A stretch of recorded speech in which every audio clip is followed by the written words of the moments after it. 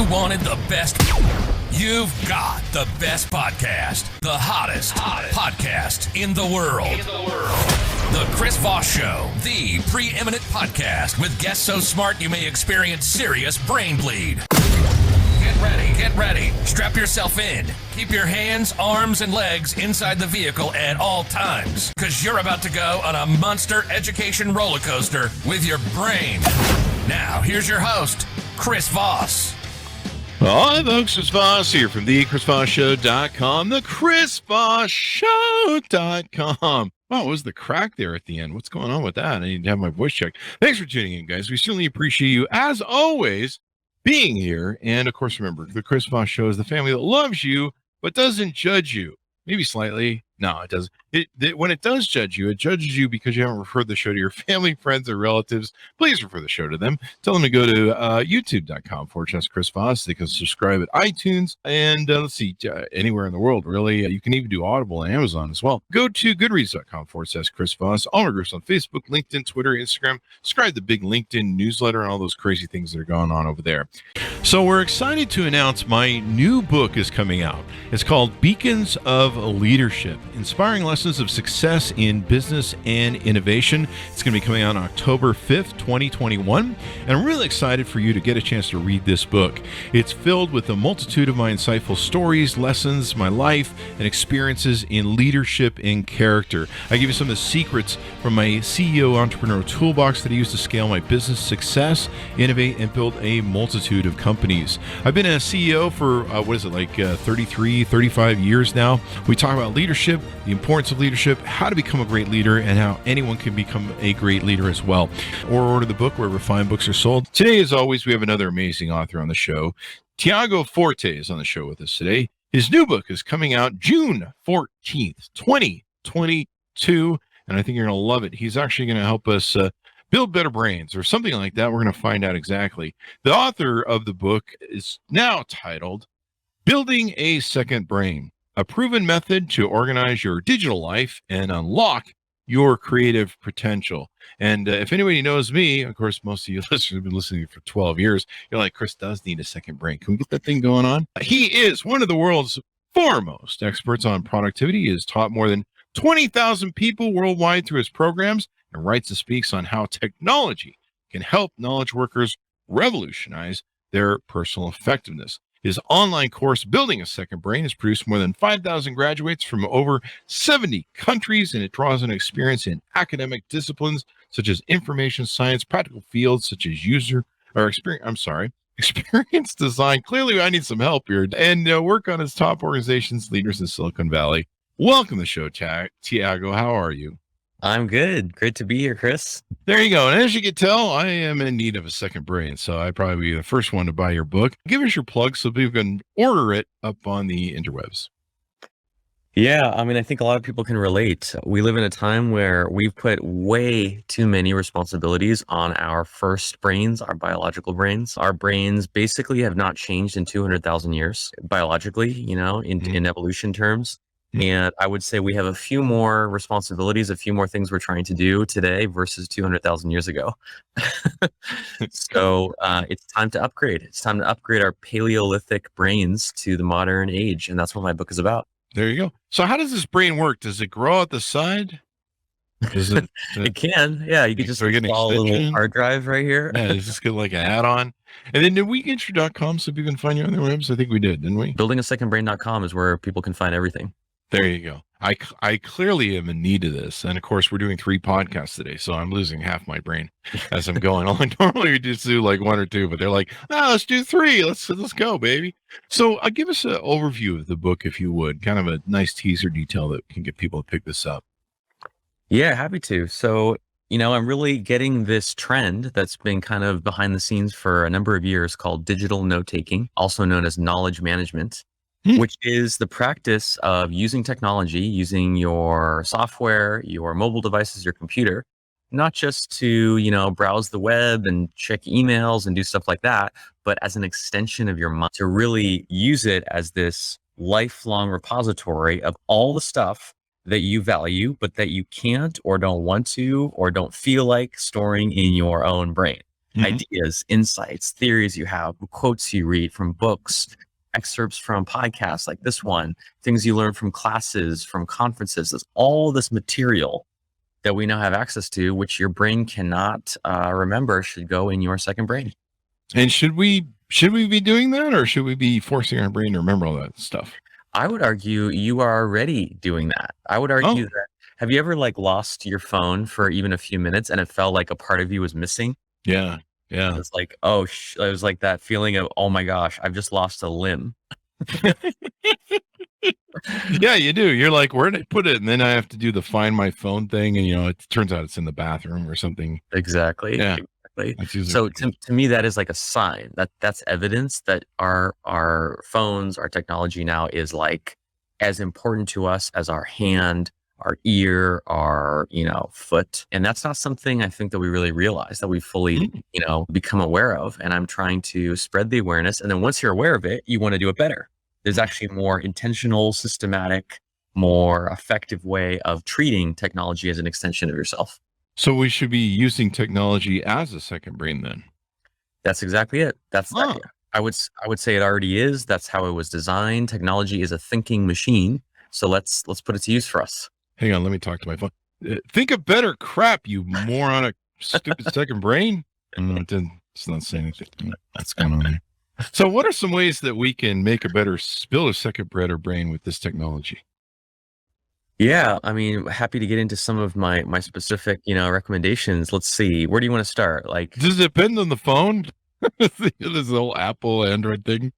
I don't know. It does insofar as you need to pick an app, right?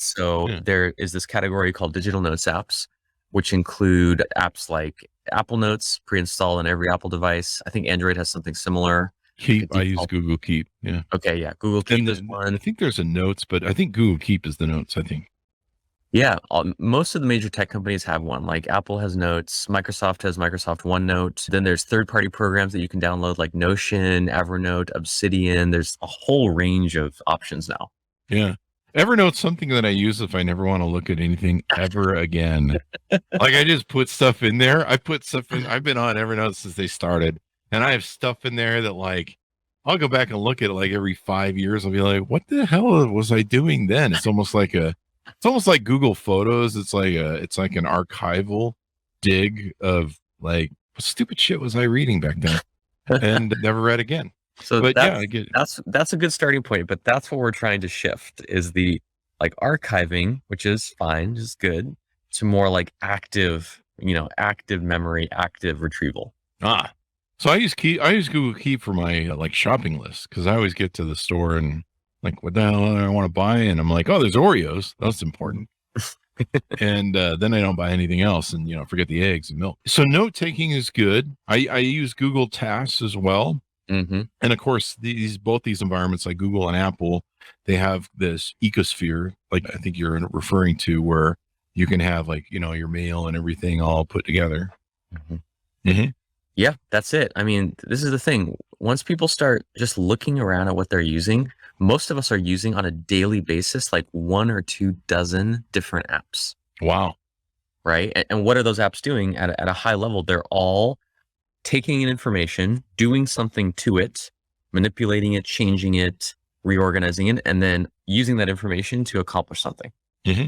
Right. Usually being sold to advertisers so they can sell us products. Exactly. That too. That is its main purpose. Making money for Google. Sometimes we are also productive with it once in a while. Yeah, there you go. So you help us be better productive with it, and how to use these depositories better. Is there a system that you can tease out, or do you talk in the book about a system on how to organize better and use these better? I do. Yeah. I have a methodology that is actually the main chapters of the book called CODE, which stands for CODE, which stands for capture, organize, distill, and express. I'm happy to go through those, but basically this is what we all are doing with information all the time. We're taking it in, capturing, or organizing it in some way by some category. We are distilling it, deciding what are the main points that we want to make use of, and then we are expressing it. We're using it, communicating it, implementing it, applying it. So all I'm doing is trying to recognize what's already happening, and then to do it a little more kind of systematically, a little more intentionally. And the benefits that people have when they do so are just really, really amazing. Yeah. I mean, being better at all this sort of stuff, I've sat down over times and been like, I think I started using Google Tasks recently, and the way it integrates with my calendar is so wonderful. Are things like Calendly that I use, like when we schedule people on the show, we use Calendly to schedule people. Is that another way of using a second brain? It is, yeah. So your second brain is the entire ecosystem of different apps that you use. So yeah, Calendly could be part of your second brain, your calendar system like Google Calendar. There's a lot of different parts, and different people have different emphasis. Like I imagine as a podcast host, the scheduling process is very important to you. Like it needs to be done right. Yeah. Or just done for that matter. Or just done, yeah. For other people, it's their notes are the most important part. Other people, it's their tasks. Other people, it's their project management platform. It's like, this is why it's a personal process. It's not, I wish I could just download my second brain and just have it. But no, it's like it's this process that you go through kind of customizing it for yourself. Awesome. Well, what are some other tips or tricks we can tease out about the book? Yeah, I mean, what I would say for people who are kind of new to this, I would say get started just capturing one note a day. That's like the best place to get started. Like, just think of the when you're listening to this, did you learn one thing today? Did you hear one interesting idea? Did you hear one interesting quote? Did you read one interesting, excerpt from an article? Is there one thing in this conversation that you found interesting? Hopefully there was at least one thing. Take out a notes app, whether that's, the built-in app on your phone, or download Evernote or Notion or one of these other ones. It really doesn't matter so much which one you use, and write that down. Try that for a week. Try it for 2 weeks or 30 days. And then look at what you've collected. And that is your starting point. That is like the entry point to what we call building a second brain. That is awesome. Is there a way to build a third brain? So actually, it's funny you say that. I'm starting to think of the third brain as basically your network, like the internet, your friends, your colleagues, business partners, people who follow you online, which is massive, right? Yeah. Like the third brain, the collective brain is infinitely bigger than yours. But here's the thing is to really take advantage of that network, you have to give it something. Right? Like you're publishing these episodes. That's sort of like your gift. That's your contribution.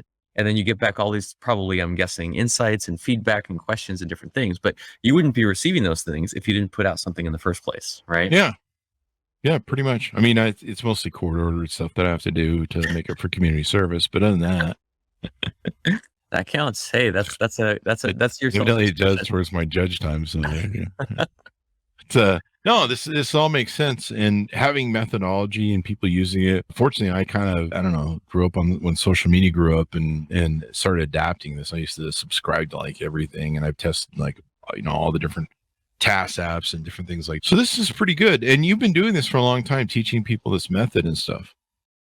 I have. Yeah, it's over 10 years at this point. And I guess it really enhances productivity. Do you have any stats or what you found that it can make a big difference in someone's productivity? Yeah, it's difficult to measure productivity precisely because it really differs based on the person. Oh, yeah. But whether they apply what you teach them.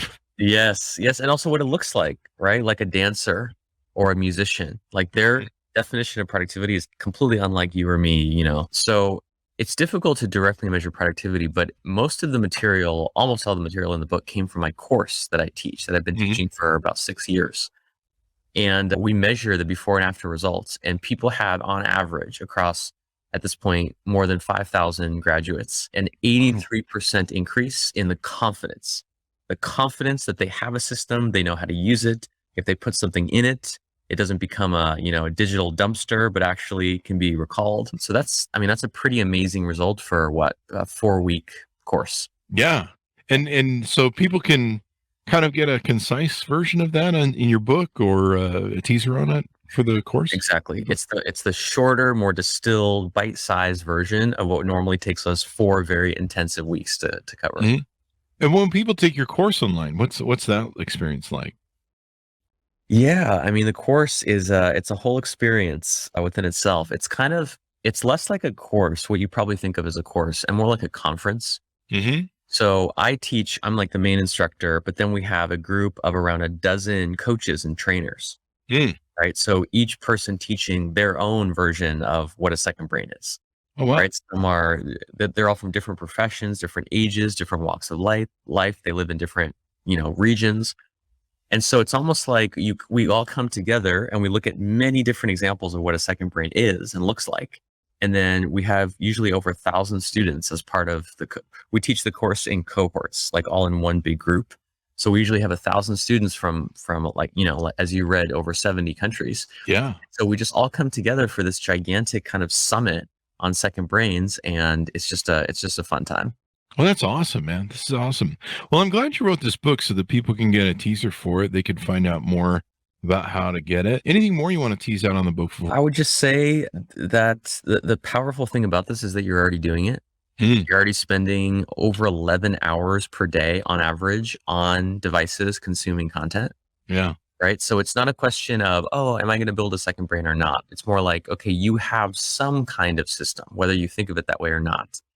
And whether you learn from me or someone else, I'd really encourage everyone to put more intention and thought into it because, the two most powerful forces in the world today, I think, are knowledge and technology. And what we are doing is knowledge management using technology. And so putting the two together is just pretty powerful. Yeah. I mean, one of the things I learned a long time ago was the importance of writing stuff down. Or for me, now it's putting it in. I'll email myself a note in the middle of the night or something. I'll have an idea I'll just email myself a note, like go do that. Sometimes I'll put in the task list. Sometimes, like, I don't know, saying I like or something will go into the Google, forgot what it's called. Keep, kind of weird name. And so using that makes it so that I don't have to think about stuff as much. One of the things I found, especially being OCD and ADHD, was I was obsessing over stuff because I was trying to remember it so I didn't forget, something I was going to do the next day. And so by writing it down, my brain could finally let me go to sleep because it wasn't like, okay, well, he's written it down, so he's not going to forget that kind of crap. And that seemed to really help me out. It's a powerful lesson. It's such a powerful lesson. If you have an idea or a reminder or something you have to think about or do, if you don't write that down, you think that's just going to disappear? No, it's just going to keep cycling and looping through your brain all day and all night until you capture it in some place that you trust. Yeah.